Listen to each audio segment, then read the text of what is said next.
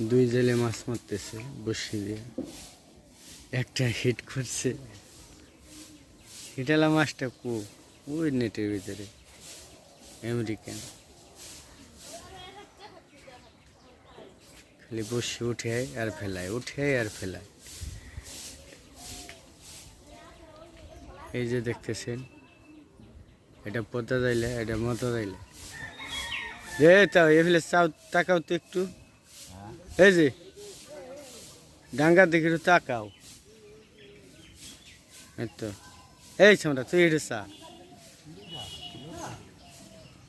এই তো, এই যে জেলে দুইজন।